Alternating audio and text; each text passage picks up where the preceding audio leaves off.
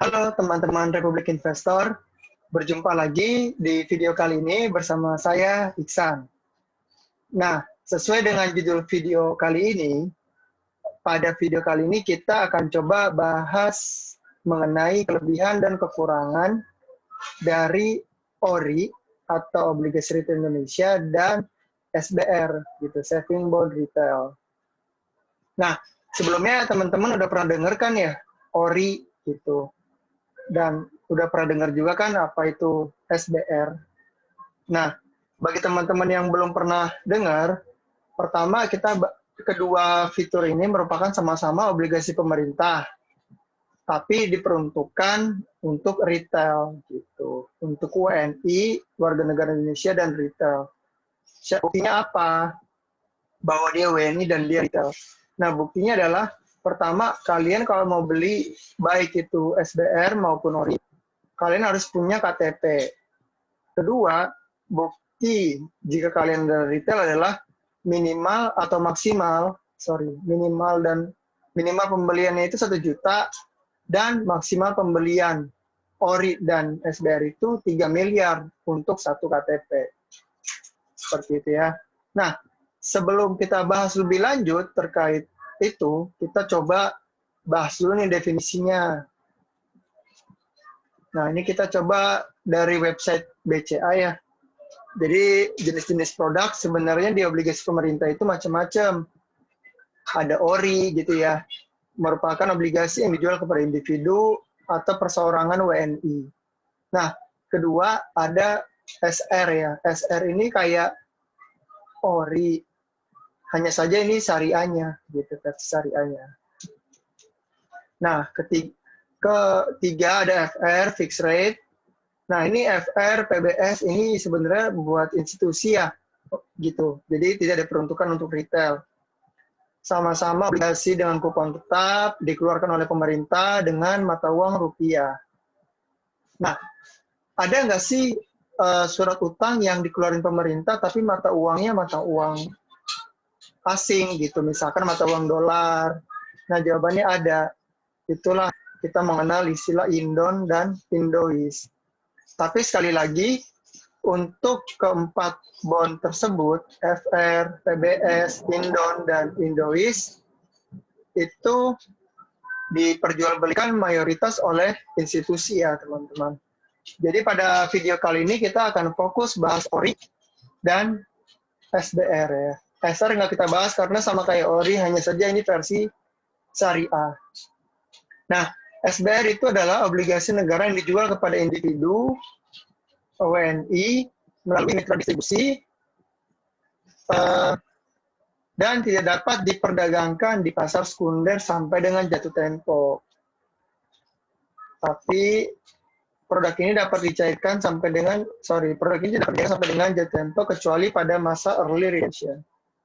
Nah, kita akan bahas, tapi sebelumnya kita coba lihat risikonya. Jadi kalau keuntungannya jelas ya, aman, terus kupon imbalannya kompetitif, ngasih kupon atau imbal hasil tetap, fixed rate, mudah dan liquid, ada potensi keuntungan capital gain. Nah, untuk liquid dan capital gain kita akan bahas karena ada sedikit perbedaan, tergantung dari view mana kita melihat produk ini. Nah, ada risikonya ya, risiko gagal bayar. Sebenarnya risiko gagal bayar selalu ada, tapi kalau surat utang yang dikeluarkan oleh pemerintah, mayoritas itu gagal bayarnya rendah, teman-teman. Kenapa? Karena surat utang yang dikeluarkan oleh pemerintah itu dijamin oleh undang-undang, baik itu pembayaran kupon maupun pokoknya.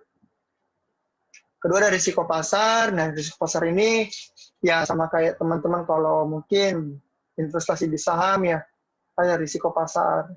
Harga saham bisa naik, bisa turun, harga obligasi juga begitu. Bisa naik, bisa turun, tergantung dengan keadaan perekonomian. Terakhir ada risiko likuiditas. Itu dapat terjadi apabila pemilik obligasi membutuhkan dana dalam waktu cepat, tetapi obligasi tersebut tidak dapat dijual pada harga yang wajar. Nah, nanti ini akan kita jelaskan. Oke, jadi pertama, kita harus ingat bahwa ada ORI dan ada SBR. Ada obligasi retail dan ada saving bond retail. Yang perlu ditekankan di sini adalah kalau ORI, teman-teman, itu sifatnya tradable. Maksud tradable apa? Bisa diperdagangkan di pasar sekunder. Oke, misal suku bunga kayak sekarang nih turun terus. Nah, kalau suku bunga turun, secara teori ekonomi, harga obligasinya itu naik. Teman-teman yang punya ORI, beli ORI di harga 100 atau di harga modal, itu bisa memperoleh potensi capital gain atau potensi keuntungan. Kenapa bisa untung? Karena harga obligasinya naik seiring suku bunga yang turun. Nah, jadi tadi ya, dari sisi likuiditas, ya, ORI lebih liquid karena bisa diperdagangkan sewaktu-waktu investor membutuhkan dana atau ingin memperoleh keuntungan. Nah, tapi apa ya? Kalau SBR gimana gitu kan? SBR ini namanya saving bond retail. Saving bond retail ini dia itu nggak bisa diperdagangkan, teman-teman. Jadi teman-teman sekali beli itu harus megang sampai jatuh tempo asumsinya. Jadi dari sisi likuiditas itu kurang liquid karena tidak bisa dicairkan sewaktu-waktu. Biasanya jatuh tempo ORI maupun SBR itu pendek kok, rata-rata 2-3 tahun, tergantung serinya. Nah, tapi kalau begitu mungkin ada pertanyaan yang muncul ya. Apa daya tarik yang bikin investor mau beli SBR? Kan nggak ditradingkan. Mungkin itu ya pertanyaan yang akan timbul dari teman-teman. Gitu. Setiap risiko pasti ada kompensasinya. Nah, dalam hal ini SBR punya risiko likuiditas lebih tinggi dibandingkan ORI. Sekali lagi ya, saya ulangi, kenapa ada risiko likuiditas dibandingkan ORI? Kalau ORI dapat diperdagangkan dan kalau SBR harus dipegang sampai jatuh tempo. Kecuali ada masa early redemption. Itu agak sedikit teknis. Intinya SBR itu di kepala teman-teman pegang sampai jatuh tempo. Mayoritas 2 tahun kalau SBR. Kalau ORI 3 tahun. Nah, yang bikin daya tarik SBR adalah kuponnya itu biasanya tinggi dan nggak bisa turun. Gitu ya. Nah, sebelum ke situ kita coba lihat historical dulu ya antara kupon ORI dan kupon SBR. Saya share screen lagi. Sebentar. Nah, saya tadi sebelum bikin video nemu artikel ya. Lagi loading dari Bareksa. Intinya gini. ORI karena bisa diperdagangkan, jadi biasanya kuponnya itu cenderung kecil ya.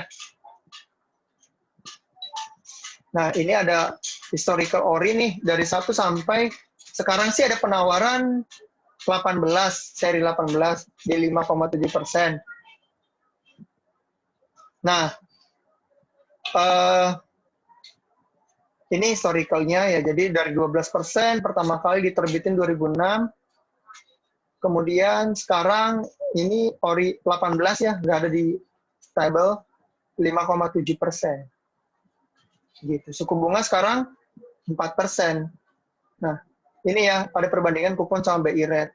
Artinya kupon ini yang diterbitkan pemerintah akan cenderung mengikuti tren dari suku bunga. Lihat ya, di sini nih, tren suku bunga turun, ORI kuponnya cenderung turun juga, kecuali ORI 15 nih. Gitu. Sekarang ORI 18, kupon 5,7%, suku bunga 4%. Nah, sekarang kita move ke SBR. Gimana sih SBR? Nah, yang menarik dari SBR adalah kuponnya itu nggak bisa turun. Jadi nggak bisa diperdagangkan. Misalkan nih, saya beli kupon SBR, nih SBR terakhir itu, ntar lagi loading ya. Nah, misalkan nih SBR 8, 7,2. Dari mana sih 7,2 ini? Nah, 7,2 ini didapat dari BI rate pada saat diterbitin 5,5 plus spread-nya ya, itu 1,7. Jadi kalau di total 7,2. Nah, menariknya SBR adalah kalau suku bunga turun, misalkan nih, kan sekarang 4, BI rate-nya 5,5 nih dulu nih SBR 8 tahun 2019. Nah, terus kuponnya turun nggak? Gitu ya, jawabannya enggak. Kan BI rate-nya sekarang 4%. Gitu ya, misalkan nih harusnya kan kalau BI rate 4% tambah spread 1,7, harusnya hanya 5,7. Kenapa nggak turun? Nah, ini yang menjadi daya tarik dari SBR. SBR tidak dapat dijual di pasar sekunder, tapi kuponnya itu nggak turun kalau BI rate turun. Jadi kan rumus kupon SBR sesimpel BI rate tambah spread. Spread ini sifatnya tetap, ya, dikeluarkan oleh Kementerian Keuangan. BI rate-nya sekarang kan turun misalkan dari 5,5 ke 4. Kuponnya turun nggak? Jawabannya enggak. Nah, jadi yang menarik dari SBR adalah dia itu punya ini nih, tingkat kupon ditetapkan floating with floor. Gitu ya. Floating with floor ini apa? Dia bisa naik kalau suku bunga naik, tapi tidak bisa turun dari batas minimal.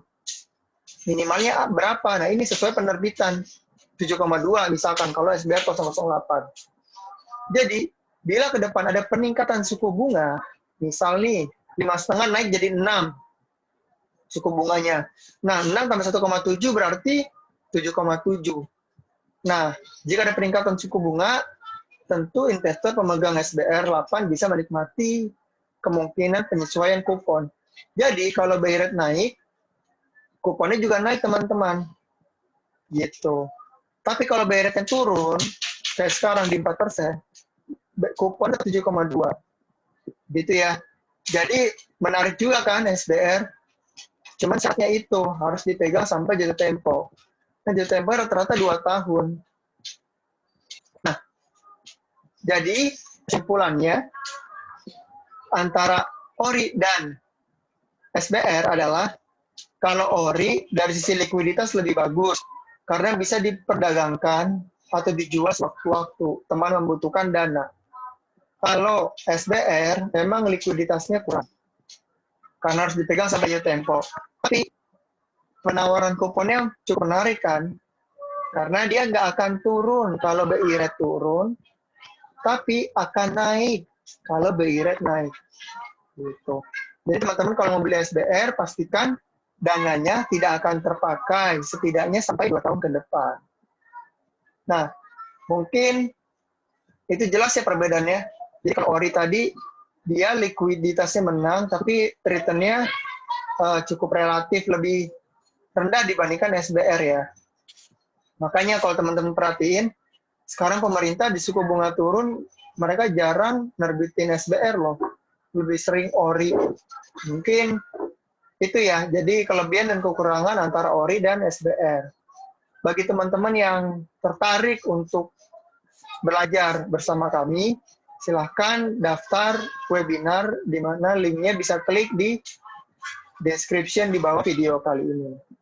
Oke, mungkin itu saja yang bisa saya sampaikan pada video kali ini. Jangan lupa di subscribe, komen, dan like. Mungkin itu saja. Terima kasih. Dadah.